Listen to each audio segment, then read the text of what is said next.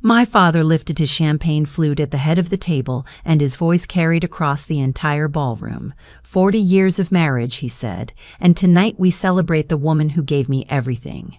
He turned to my mother. Then his eyes traveled to my younger sister, who was beaming beside him in a cream silk dress. And tonight, he continued, we also celebrate the next chapter, the grandchild we've been waiting for. I was standing near the back of the room, holding a glass of sparkling water, watching my father raise that toast to a baby that didn't exist yet. My sister was 4 months pregnant. 4 months. Meanwhile, my own daughter, his actual first grandchild, had just turned 10 months old that morning. She was at home with my husband, sleeping in her crib, in a pair of pajamas covered in tiny embroidered bumblebees that I had picked out myself. My father had never met her.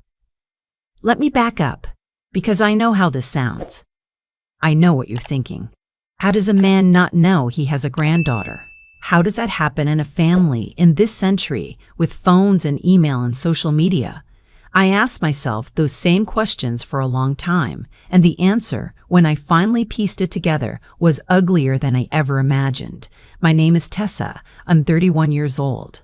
I work as a structural engineer for a firm that designs hospitals, and for the last 6 years I'd lived in Portland, Oregon, almost 3,000 miles away from where I grew up in Charleston, South Carolina. My family is what people in our town politely call old money, which mostly means my father owns half the commercial real estate downtown, and my mother sits on every charity board worth sitting on. My younger sister Bryony, 4 years younger than me, never left. She married a banker named Pierce when she was 23 and moved into a house 6 minutes from our parents. I always knew I was the less favored daughter. That's not me being dramatic. It's just a fact, like saying I have brown hair or my left eye is slightly weaker than my right. Bryony was the pretty one, the charming one, the one who could walk into a room and make everyone laugh. I was the quiet one, the one who liked math, the one who would rather read in the corner than dance at cotillion. My father used to call us his book and his butterfly. He said it like it was a compliment to both of us. It wasn't. I moved to Portland for graduate school and never came back. I told myself it was about the job market, about wanting to work on West Coast seismic projects, about the rain. The truth is, I just wanted to breathe air that didn't have my mother's perfume in it.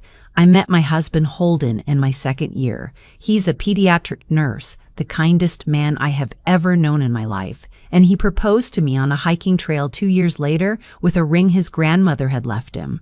We got married in a small ceremony at a vineyard in the Columbia Gorge. 22 people came. None of them were from my family. That's important.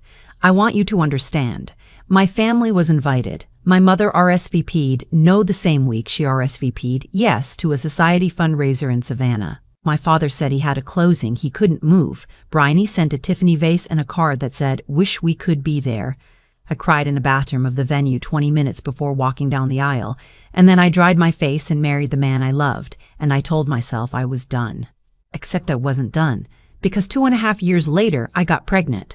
I want to be honest about something. The pregnancy changed me. I had spent years hardening myself against my family, building this thick callus around the part of me that still wanted them to love me, and the moment I saw that second pink line, the callus cracked. I called my mother before I called anyone else except Holden. I was crying. I told her I was 12 weeks along, that we had waited to share until we got past the first trimester, that the doctor said everything looked perfect. She was quiet for a long time. Then she said, "Oh, sweetheart, that's wonderful. Let me tell your father." I asked if I could tell him myself. She said he was at the office and she didn't want me to interrupt his afternoon. She would handle it. She would tell him at dinner and have him call me back. He didn't call me back. I waited 2 days, then I called the office directly. The receptionist, a woman named Delia who had worked for my father since I was in middle school, told me he was in a meeting. I left my name. He didn't call back. I called again the next week. Same thing. By the time I was 16 weeks along, I had called 11 times and never gotten through. My mother kept telling me he was busy, he was traveling, he was stressed about a deal. He was happy for me, but you know how your father is. I should have flown home. I know that now. I should have gotten on a plane and walked into his office and put my hand on my belly and made him look at me.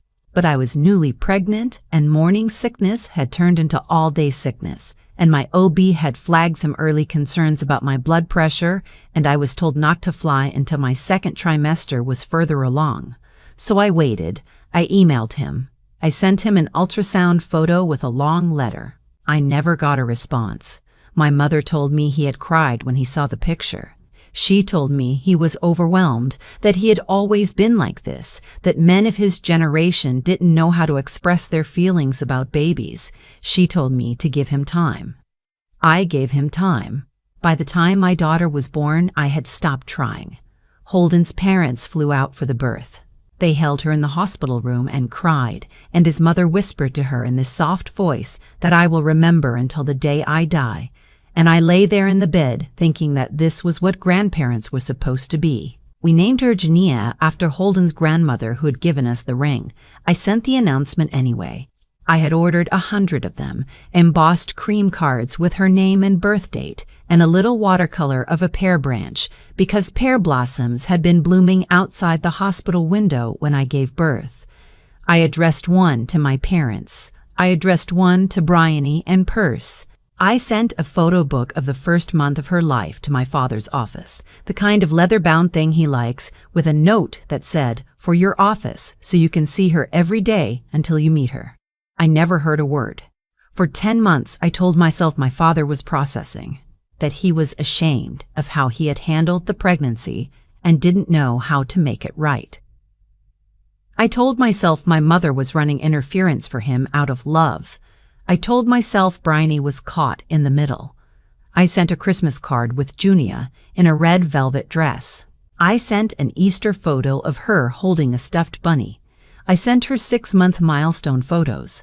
I called my mother every other Sunday, and every time I asked about my father, she said he was doing well. He sent his love, he was just busy. And then, at the end of August, my mother called me. She told me my father was turning 66 in October and that she and Bryony were throwing him a combination birthday and 40th anniversary gala at the country club. She wanted me to come. She told me it would mean the world to him. She told me Bryony had a special announcement she wanted to make at the party, and that the whole family being there would make it perfect. I asked if she meant Bryony was pregnant. There was a pause, and then my mother said in this strange, bright voice, "I'm not supposed to spoil it, but yes. We're so excited, the first grandchild. The first grandchild." I sat down on the floor of my kitchen. Holden was at work. Junia was in her high chair throwing Cheerios at the dog. I sat on the floor and looked at her, this small person with her father's eyes and a little patch of dark hair sticking up from the back of her head, and I thought about the words my mother had just said, the first grandchild, and something in me that had been bending for a year finally broke. I didn't say anything to my mother. I told her I would come. I told her I'd bring a gift. I told her I was looking forward to it. Then I hung up the phone and I called Bryony. My sister picked up on the second ring, sounding sunny and distracted. "Hey, honey," she said in the syrupy tone she uses for people she's trying to manage. I asked her if Mom had told her she'd invited me. "Of course," Bryony said. "Of course you should be there." Then I asked her, point blank, what announcement she was planning to make. She laughed. She said it was a surprise. She said I would love it. I said, "Are you telling Dad you're pregnant?" There was a silence. Then she said in a careful voice, "Tessa, I've been telling Mom and Dad for about a month now. We wanted to wait for the gala to make it official to the wider family." I said, "Bryony, I have a daughter. I have had a daughter for 10 months. She said, "I know, sweetie." I said, "Does Dad know?" The pause that followed was the longest pause of my life. She said, "Tessa, Dad has been through a lot this year. The Wilkins deal almost fell apart. His blood pressure has been awful. Mom and we've been protecting him from anything stressful. He doesn't need to be reminded right now that you ran off and started a whole life without us. We thought it was kinder to just let things settle." I said, "Are you telling me he doesn't know I have a baby?" She said, "He knows you had a child." I said, "What does that mean?" She said, "He knows, he just hasn't really, engaged with it. And honestly, Tessa, you didn't make it easy. You weren't here. You sent a bunch of cards, but you never came home. He's an old-fashioned man. He needs to be a part of these things in person. I asked her about the photo book I had sent his office. She got quiet again. Then she said the receptionist had given it to her because Dad was traveling, and she had been meaning to bring it over, but with everything going on, she had just forgotten, and it was probably in a drawer somewhere. I said, "Bryony, please tell me you didn't throw out my announcement?" She said she had to go. She said we would talk at the party. I sat on the kitchen floor for a long time after that. Junia had fallen asleep in her high chair, her little fist curled around a half-eaten Cheerio. The dog was watching me, and I thought, in the way you think when something inside you has gone very still and very cold, I thought, no, we are not doing this. I flew to Charleston 4 days before the gala. I told my mother I wanted to come early to help. She was thrilled. She booked me a room at the inn near the country club, the same one where my parents had spent their wedding night 40 years ago, and she told me Bryony would pick me up from the airport. I told her not to bother, that I would rent a car. I needed the freedom. The first thing I did when I landed was drive to my father's office. Delia was still at the front desk. She lit up when she saw me. She said, "My goodness, Tessa, you look just like your mother used to look." She asked if I was here to surprise my dad. I asked her, very gently, if she remembered the photo book I had sent 2 months after my daughter was born, the leather-bound one with the gold lettering. Her face changed. She said yes. She remembered. She said she had set it on his desk personally. She said it had disappeared a few days later, and when she'd asked him about it, he hadn't seemed to know what she was talking about. I asked her, "Does my father know I have a baby?" She looked at me for a long moment, this woman who had bandaged my knee at his office Christmas party when I was 8 years old, and she said, "Honey, he asked me last month if you were ever going to settle down and have a family." I thought it was a joke. I laughed. I went out to my rental car and sat with my hands on the steering wheel for 10 minutes without moving. Then I drove to my sister's house. Bryony lived in a renovated antebellum on a tree-lined street in the historic district. Her housekeeper, a lovely woman named Imelda, recognized me from photos and let me in with a hug. She said Bryony was at a prenatal yoga class. She said I should make myself comfortable. I made myself very comfortable. I started in Bryony's home office, the room she had decorated to look like something out of a Nancy Meyers movie, all white shelves and curated books. I went through her desk drawers. I found expense reports for the gala. I found receipts for a maternity photo shoot. I found, in the bottom drawer, taped to the underside, a small envelope. Inside the envelope were 3 things: the photo book I had sent my father, untouched, the cellophane wrap still on it, the birth announcement I had sent to my parents, cream cardstock, pear blossom watercolor, unopened, and a thumb drive. I took everything. I put them in my bag and I walked out of her house and I drove back to the inn with my hands shaking on the wheel.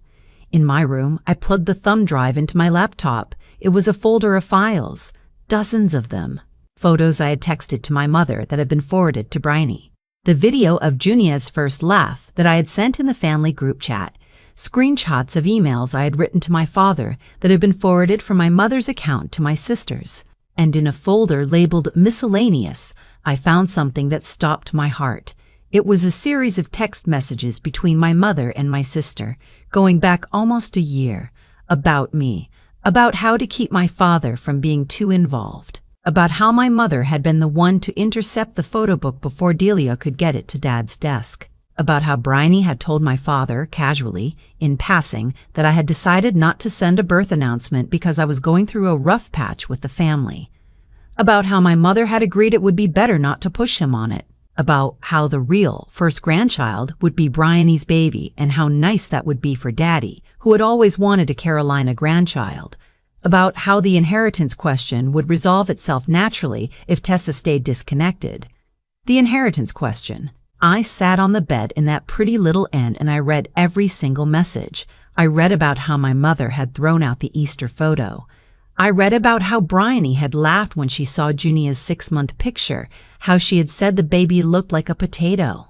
I read about how my mother had asked my father, hypothetically, what he would do if one of his daughters had a child out of wedlock and didn't tell him. I read the screenshot of his response in his familiar texting style, all caps and no punctuation. I would cut them out. That's not family, that's an anger. Out of wedlock. They had told him I wasn't married. I called Holden. I told him I wasn't married. I called Holden. I told him everything. He was quiet for a long time, and then he said in that calm voice he uses when he's trying not to break something, he said, "What do you want to do?" I told him I wanted him and Junia to fly out the day of the gala. I told him I wanted them at the country club at exactly 7:30. I told him I needed 3 days to put everything together. He said, "Are you sure?" I said yes. He said, "Okay."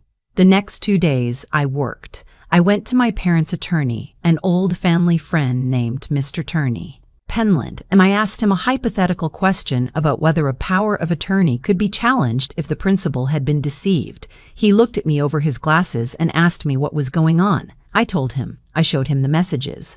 He went very still, and then he asked me to leave it all with him. He said my father needed to see this.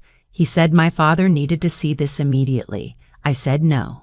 I said I needed 3 more days. I said I wanted my father to see his granddaughter first. Mr. Penland nodded slowly. He said, "Tessa, I have known your father for 37 years. He is a hard man and a proud man, but he is not the man your sister has been pretending he is." He said, "You do whatever you need to do at that party. I will be there. I will have everything ready." I went to a printer downtown and I made enlargements, big ones, poster board size.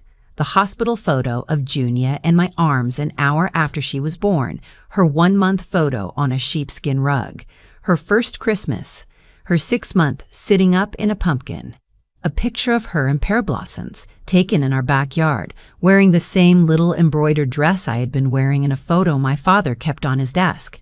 I had 3 of them mounted and wrapped in plain brown paper, and I stored them in the trunk of my rental car. I had Holden book a flight. I bought a dress for the gala, a dark green silk thing that I knew my mother would consider too modern. And the morning of the party, I drove out to the country club early, before the staff had finished setting up, and I asked the events coordinator, a woman named Priz, if I could borrow the projector and screen for a 5-minute family slideshow during the speeches. I told her it was a surprise gift from my father. She said of course. I gave her a thumb drive of my own. The gala started at 7. I was there at 6:45. My mother saw me first. She floated over in a beaded ivory gown, kissed both my cheeks, told me I looked thin. She introduced me to people I had known since childhood, as if they had never met me before. "This is my older daughter Tessa," she said. "She lives in Oregon now.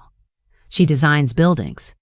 She told the story of my career in a way that made it sound like I had abandoned the family. Bryony arrived at 7 on the dot, glowing in a pale pink gown with a sash across her belly. My father followed her in, his hand at the small of her back, like she was a bride. He saw me. He nodded. He kept walking. He didn't hug me. I want you to know that I felt that. I want you to know that even after everything I had read, even after everything I knew, I felt that nod like a slap. He walked past his older daughter without a hug, on his way to escort his younger one to her seat, and a small voice inside me said, "You could still leave. You could turn around right now. You could walk out and never come back, and the rest of your life would be peaceful." But Junia, my Junia, sleeping right now in a hotel 2 miles away with her father, not knowing yet that her grandfather had been told she didn't exist. No, the dinner went on. I sat at the family table and listened to my mother make small talk. I watched my sister glow. I watched my father, this man I had been afraid of and proud of and desperate to please my entire life, raise his glass at 8:15 for his first toast. He talked about my mother for 10 minutes. He talked about Bryony and her husband for 5. He talked about how they were giving him the greatest gift of his life, the gift of a grandchild, the next generation of the family. He said, "And I'm not going to forget this until the day I die," he said. I had almost given up hope. 40 years of marriage, and I thought maybe this old house would never hear the sound of a baby again. The room awed. People wiped their eyes. My mother dabbed at her face with a napkin. Bryony placed her hand on her stomach and looked up at our father like he was a saint. He turned to me. The whole room was watching. He raised his glass in my direction, this small, reluctant gesture, and he said, "And Tessa, of course, we hope someday it'll be your turn too. Someday soon, sweetheart. Don't make us wait too long." I stood up. I held my own glass. I let the silence stretch. I said into the silence, "Daddy, it was 10 months ago. You were invited." Nobody moved. I said, "Her name is Junia. She's named after Holden's grandmother. Holden is my husband. We've been married for 3 years. You were at the wedding for about 30 seconds in a video Bryony filmed. She didn't show it to you. My mother was on her feet. Tessa," she hissed, "sit down. Sit down right now." I said, "She was born on a Tuesday morning at 4:19. She weighed 7 pounds, 4 ounces. I sent you a photo book. I sent you a birth announcement. I sent you Christmas cards and Easter cards and 10 months of pictures, and not one of them ever made it to your hands. They were intercepted, every single one of them, by Mom and by Bryony." The whole room had gone silent. Pris, beautiful, brilliant Pris, was already starting the slideshow. The first photo of my daughter appeared on the screen behind my father, 11 feet tall. Junia in the hospital, her tiny hand wrapped around my finger. The room gasped. My father turned around. He saw her. "I will tell you something. I will tell you something I didn't expect." My father, who had not hugged me when I walked in, who had toasted his 40th anniversary while erasing his first grandchild, my father took 2 steps toward that screen, and his knees gave out. He sat down hard in his chair. He put his hand over his mouth. The next photo came up. Junia smiling in her bumblebee pajamas, and he made a sound I have never heard a grown man make in my life. Bryony was already moving. She was trying to get to the projector.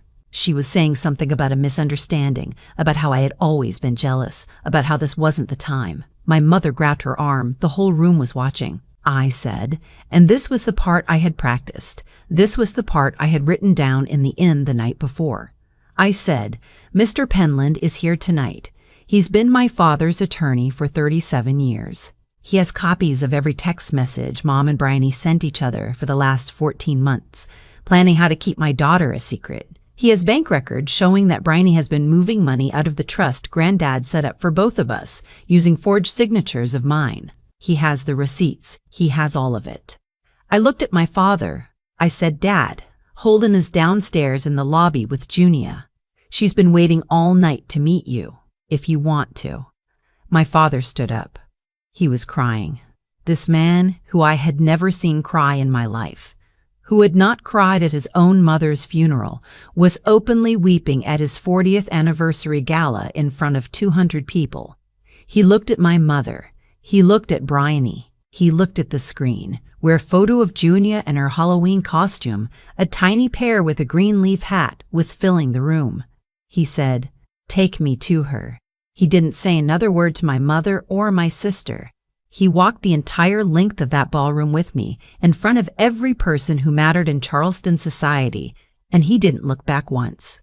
Holden was in the lobby, standing by the fountain, holding our daughter, who was wearing a navy blue velvet dress with white tights. She was awake. She was looking around at the chandeliers with that wide-eyed Junia look, the one where her mouth makes a little O. My father stopped about 10 feet away. He couldn't get closer. He just stood there weeping silently, and then he said, "May I?" Holden walked over and put my daughter into my father's arms. Junia, who is normally suspicious of strangers, who screams when my dentist tries to wave at her, looked up into my father's face and put her tiny hand on his cheek. She said, "Duh." She said it very clearly, "Duh." My father sat down on the edge of the fountain. He held my daughter. He cried, and then he laughed, and then he cried again.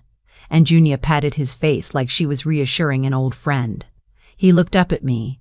He said, "Tessa, I am so sorry. I am so sorry." I said, "I know, Dad. I know." The fallout came fast. Mr. Penland filed the documents the following Monday. The forgery investigation was federal, since some of the trust funds had crossed state lines. Bryony was arraigned 3 weeks later. She lost her seat on the Junior League board, then the Historical Society, then the country club itself. Peirce filed for divorce 6 weeks into the investigation, citing the financial irregularities and what he called a complete loss of trust. She is currently living in my parents' guest house awaiting trial. Her baby was born in March, a healthy boy. My father pays for the medical bills. He has not seen the child. My mother spent 2 months in what she called a wellness retreat in the mountains. When she came back, my father had moved out. He filed for legal separation. He told her, and she told me later, weeping over the phone, that he could forgive her for many things in their marriage, but he could not forgive her for stealing his granddaughter. He moved to Portland in February. He bought a small house 6 blocks from ours. Junia calls him Bumpa, which is what she came up with on her own.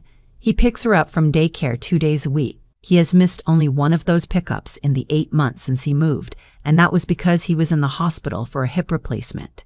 And Holden brought Junia to his recovery room with a balloon. I see my mother twice a year.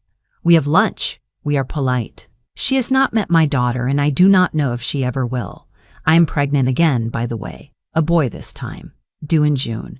When I told my father, he sat down on our couch and put his face in his hands and cried for a long time. Then he looked up and said, "This time, please. I want to know on the day. I want to be the second person you call." He said, "I missed it once. I am not missing it again." I said, "Dad, you'll be the second call, right after Holden. I promise." He said, "I don't deserve that." I said, "You do now." And we sat on the couch in my living room, with my daughter asleep upstairs and my husband cooking dinner in the kitchen and a baby growing inside me that my father would know about from the very first heartbeat. And I thought, this is what I almost lost. This is what was almost taken from me. And I thought about how close I came to never knowing the truth, to showing up at Christmas one year and finding my sister's son on my father's lap, hearing him called the firstborn, watching my own daughter be erased from a family she never even got to know. I think about that sometimes. I think about it when Junia toddles into the kitchen in the morning and sees her grandfather at the table and runs to him with her arms up. I think about the version of my life where I had stayed quiet, where I had let it happen, where I had told myself the story that my father was just a busy man, and my sister was just a flighty girl, and my mother was just doing her best. I'm so glad I stood up. I'm so glad I drove to Charleston 4 days early. I'm so glad my daughter has a Bumpa who shows up. If you were listening to this and there is someone in your family who has been told a version of you that isn't true, please, don't wait. Don't assume. Don't let other people be the bridge between you and the people you love. Pick up the phone. Get on the plane, walk into the room. The truth will not deliver itself. Mine almost didn't. I think about that night at the country club more than I should, not because of the slideshow or my father's knees giving out or the silence that fell over 200 people when I said my daughter's name out loud for the first time in that ballroom. I think about the version of me who almost didn't go, the version who almost stayed in Portland that weekend, who almost let the lie become permanent, who almost let my mother and Bryony rewrite my daughter out of our family history, one quiet decision at a time. For 10 months, I had been telling myself a kind story. I told myself my father was just busy. I told myself my mother meant well. I told myself my sister was caught in the middle. I dressed up cowardice as patience and called it being the bigger person. And while I was being the bigger person, my own child was being erased from the only grandfather she would ever have. The thing nobody tells you about being the unfavored daughter is that you spend your whole life waiting for the favoritism to be a misunderstanding. You think if you just achieve enough, move far enough away, stay quiet enough, the people who hurt you will eventually realize what they had. They don't. They don't, because the favoritism wasn't about you in the first place. It was about them. It was about my mother needing a daughter who would never leave the orbit of her approval, and Bryony being willing to play that role for a piece of an inheritance that was never hers alone to begin with. I had to learn, late and painfully, that protecting yourself isn't the same as protecting your peace. Real peace requires courage. Real peace requires the moment when you stand up at a long table in front of 200 people and say the true thing out loud, even when your voice shakes, Even when your mother hisses at you to sit down, even when every cell in your body remembers being the quiet daughter who never made a scene. I wasn't quiet that night. And the world did not end. My family ended, the false version of it, the painted-over version that had me posing for Christmas cards next to people who were stealing from me. But something truer was waiting underneath. A father who carried my daughter to the fountain and wept. A husband who flew across the country with our baby in a velvet dress and never asked why I needed him there. A grandfather who picks Junia up from daycare twice a week now and has not been late once. If you take anything from my story, take this. The people who love you will not let other people speak for you. If someone in your life keeps insisting on being the bridge between you and the people you love, ask yourself why. Bridges are for crossing.